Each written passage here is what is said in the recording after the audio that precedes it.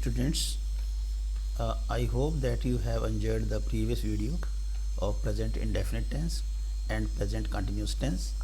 Now let us discuss the third type of tense, that is present perfect tense. आइए present perfect tense के बारे में समझते हैं। प्रेजेंट परफेक्ट टेंस का अर्थ ये है कि कोई कार्य कंप्लीट संपूर्ण हो चुका है। किसी कार्य को संपूर्ण, किसी कार्य को एब्सोल्यूटली कंप्लीट समझा जाता है तो उसके लिए हम लोग प्रेजेंट परफेक्ट टेंस का प्रयोग करते हैं। इस तरह के वाक्य बनाते हैं। सब्जेक्ट के साथ हमेशा हैज़ और have plus verbs third form of verb, या इसको हम लोग पास्ट पार्टिसिपल भी कहते हैं। सब्जेक्ट हैज़ और हैव प्लस पास्ट पार्टिसिपल या वर्ब की थर्ड फॉर्म का प्रयोग करके हम सेंटेंस का स्ट्रक्चर करते हैं। हैज़ का प्रयोग हम थर्ड पर्सन के लिए, सिंगुलर के लिए करेंगे, और हैव का प्रयोग हम लोग फर्स्ट पर्सन, सेकंड पर्सन और प्लूरल के लिए करेंगे, जैसा कि हमने कि पहले की वीडियो में आपको बताया हुआ है। For examples, she has done her homework. She यहाँ पर आप थर्ड पर्सन सिंगुलर है। She has done her homework. He has just gone out. He has just gone out. I have finished my homework. I have finished my homework. You have broken the corona chain. You have broken the corona chain. He has made a mistake. He has made a mistake. She has played a wonderful game. We have done our homework. You have prepared your test. Test नहीं है, test. You have prepared your test. They have learnt a lesson. They have gone.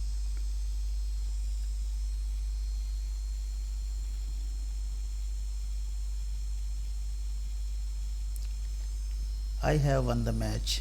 I have won the match. In this type of examples, we can understand that we must use has, have plus third form of verb with subject to make sentences based on the present perfect tense. Now negative sentences, नकारात्मक वाक्य बनाने के लिए हमें subject has, have और plus not का प्रयोग करना पड़ेगा। Subject has have plus not और वर्ब की third form of the verb. She has not done her homework. She has not done her homework. He has not just gone out. He has not just gone out. I have not finished my homework. I have not finished my homework. You see that we have used has with third person singulars and have with I, we, you, they or any other type of plurals. Now making interrogative questions. Interrogative sentences बनाने के लिए हम लोग helping verbs has,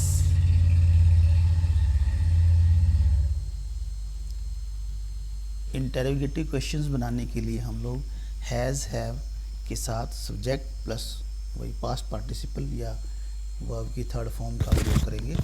has she done her homework. Has he just gone out. Have I finished my homework.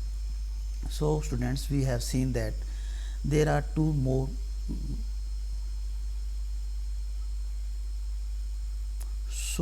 you have seen that we have two things to remember. Number one, we must use has with third person singulars and have with first person, second person and plurals to make sentences of present perfect tense. Now usage, कहाँ हम इसका प्रयोग करते हैं? To indicate completed activities in immediate past.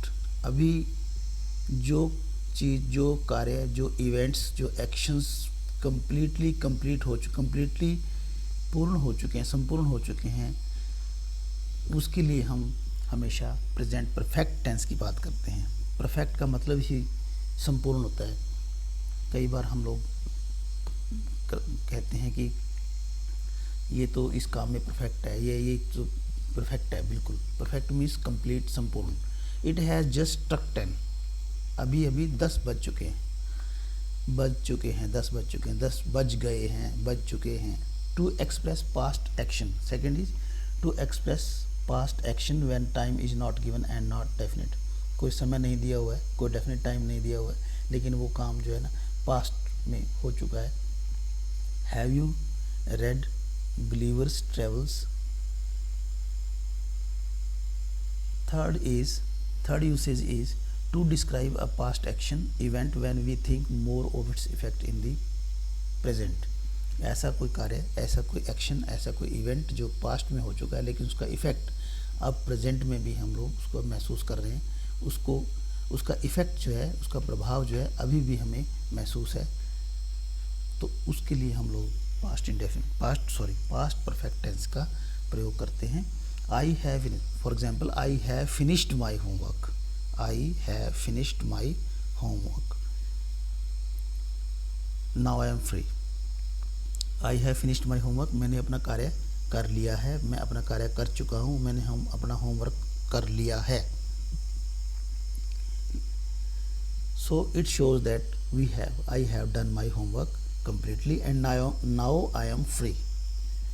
Next is to denote an action beginning at some point of time in the past and continues up to the present moment. कोई कार्य past में किसी पॉइंट ऑफ टाइम पे शुरू हुआ था और अभी तक प्रेजेंट मोमेंट तक भी वो है, तो उसके लिए एग्जाम्पल है I have known him for a long time.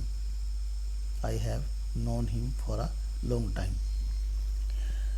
He has been ill since last week. He has been ill since last week.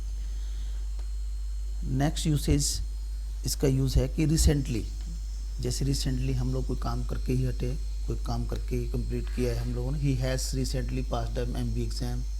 She has arrived recently, अभी अभी वो पहुंच चुकी है, उसने अभी भी एग्ज़ाम पास किया है।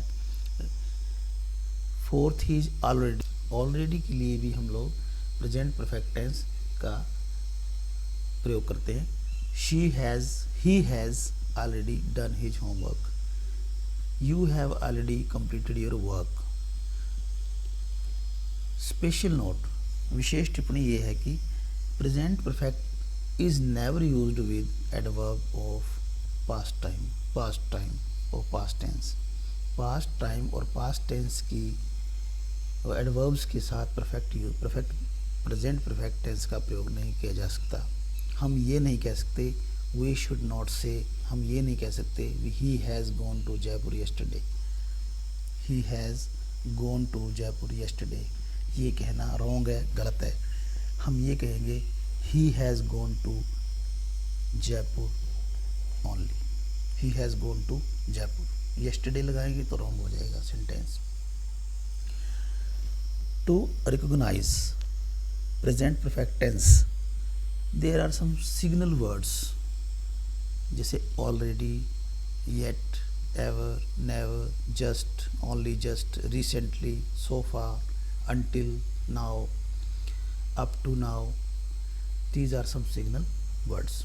So students, to sum up, निष्कर्ष रूप में हम कह सकते हैं कि हमें प्रेजेंट परफेक्ट टेंस के वाक्य बनाते समय, स्ट्रक्चर करते समय हम लोगों को विशेष रूप से इन दो बातों का ध्यान रखना है कि सब्जेक्ट के साथ हमें, अगर सब्जेक्ट थर्ड पर्सन सिंगुलर है तो हमें हैज़ का प्रयोग करेंगे और वर्ब की थर्ड फॉर्म का प्रयोग करेंगे, और यदि सब्जेक्ट हमारा फर्स्ट पर्सन, सेकंड पर्सन या प्लूरल है तो हम थर्ड हैव का प्रयोग करेंगे। हैज़ लगाएंगे थर्ड पर्सन सिंगुलर के साथ और हैव का प्रयोग करेंगे फर्स्ट पर्सन सिंगुलर के साथ।